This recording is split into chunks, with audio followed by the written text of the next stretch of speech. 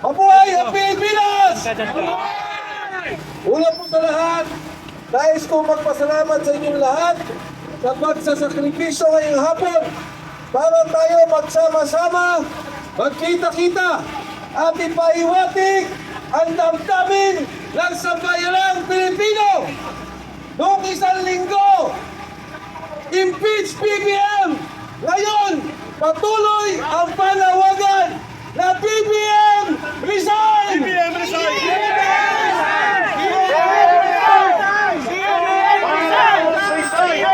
Marcos resign! Marcos resign!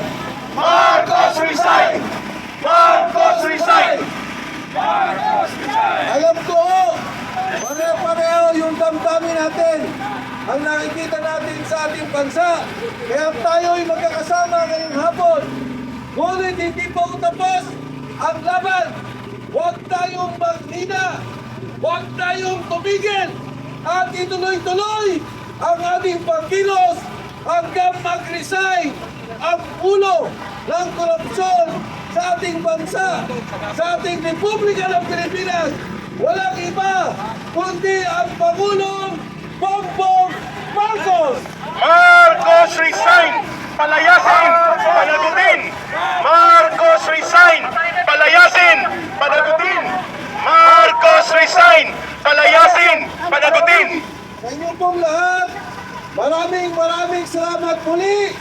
Pagkita-kita pa tayo, tuloy ang laban. Tama na! Wakasan na! Marcos resign! Marcos resign!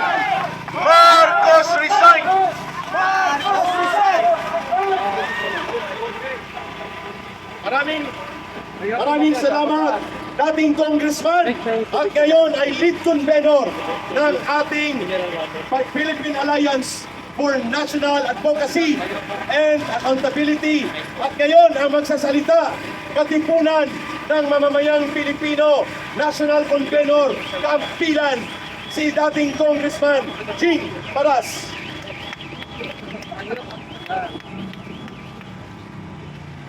Maraming salamat, Ka Eric. Mga kababayan, Eric, ngayong mga sumali nito ng ating kating mansion. pagpakita, kaisa, pagsuporta ng ating sinusulong na magdimanda na bumaba si Marcos sa kanyang pwesto. Ay kami kung taos-pusong nagpapasalamat sa inyo lahat. Pero may panawagan po tayo mga kababayan na base sa ating saligang batas. Alam natin na malubha na ang sakit ni Marcos. So, ang ating saligang batas nagsasabi na dapat sabihin sa taong bayan kung ano ang status ng kalagayan ng health ni Marcos.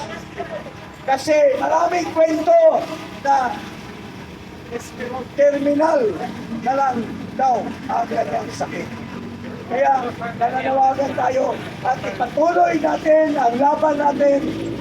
Hindi nila tinanggap ang impeachment complaint natin na nandoon 10 charges ng corruption, ng pagdanakaw ng pera ng bayan, at doon ina-identify natin na si Marcos ang numero 1 na kurakot base sa sinasabi ni Saldico, mga kababayan. So, hindi ko na habaan pa ang aking pakikipag-usap sa inyo. Thank you for joining us this afternoon. Mabuhay po ang Pilipino. Ipagpatuloy natin ang laban para wakasan ang kabulastugan na ginagawa ng liderato ng ating bansa, mga kababayan.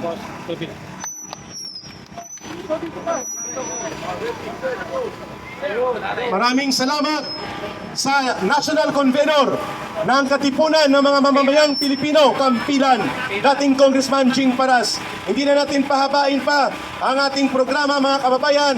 Maraming salamat sa mga sumama. Duterte Riders Team Philippines, Duterte Riders Support Group, at lahat ng mga sumama pa.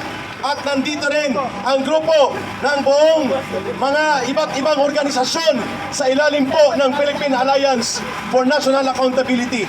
Sa panghuli po, samahan nyo at siyempre ang Muslim Alliance of the Philippines at iba pang mga grupo. Hindi ko na po isa-isahin.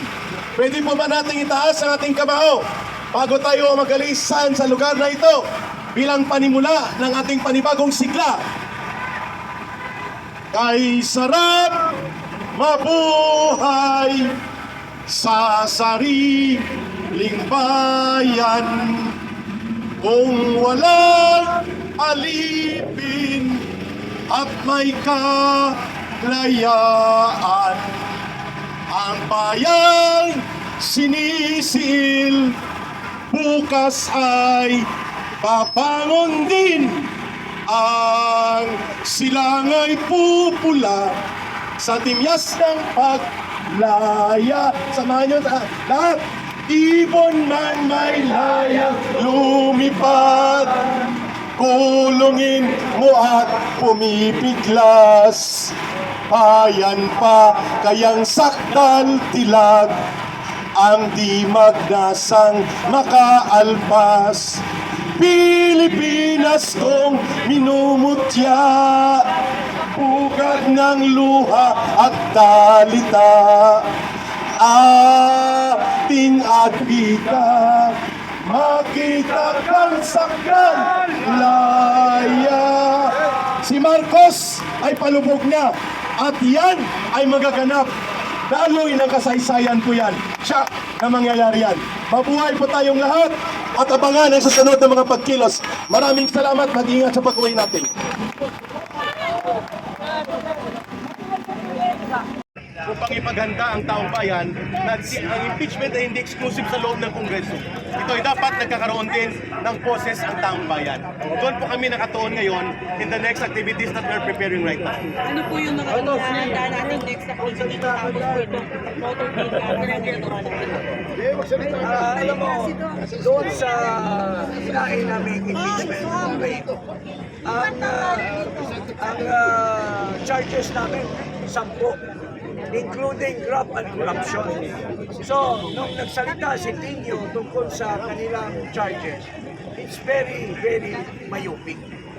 Although, hindi namin sila pinipintasan, pero sana, kung tinanggap lang nila nung una naming pagpunta sa nung Huwebes, January 22, if the House of Representatives through the Secretary General's Office admitted our complaint, we would have a very strong impeachment charges against the President. Alam mo, ina-anticipate namin na talagang hindi nila pagbibigyan yung impeachment ni Bongbong Marcos. Una, yung unang isinampa, wala talaga yun. Kasi dito, di ba, titignan natin kung may form and substance.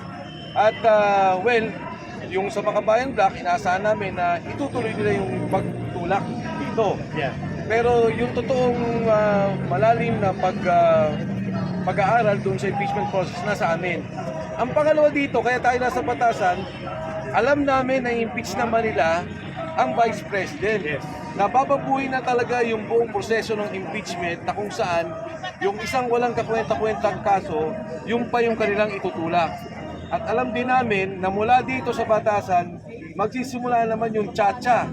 Hindi umubra yung impeachment, papatay nila yung impeachment ni Marcos at yung tsa-tsa na yung kanilang itutulak. Kaya kami, hindi ito ang huli. Babalik at babalik kami dito, magpoprotesta kami at ipaparating namin sa mga kinatawan ng Kongreso at sa buong sambayanan ang paninindigan namin na dapat itigil na itong korupsyon at ang namumuno ng korupsyon ay walang iba kundi ang Pangulong Bongbong Marcos. Tama. Thank you. Thank you, Kong.